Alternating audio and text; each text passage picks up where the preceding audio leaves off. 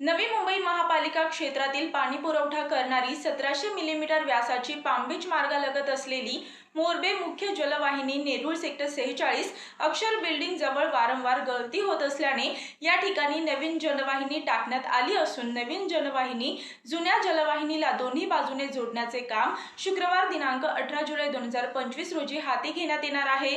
यासाठी शुक्रवार दिनांक 18 जुलै 2025 सकाळी 10 ते शनिवार दिनांक 19 जुलै 2025 रोजी पहाटे 4 वाजेपर्यंत 18 तासांकरिता मुख्य जलवाहिनीवरील पाणी पुरवठा बंद राहणार आहे।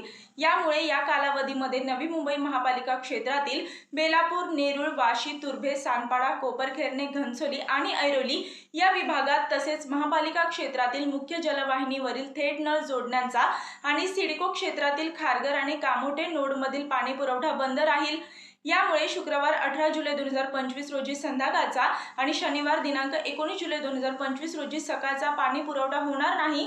तसेच शनिवार दिनांक 19 जुलै 2025 रोजी संध्याकाळी कमी दाबाने पाणी पुरवठा होणार असल्याने नवी मुंबई महापालिका क्षेत्रातील नागरिकांना या कालावधीत पाण्याचा जपून वापर करण्याचे आवाहन करण्यात आले आहे।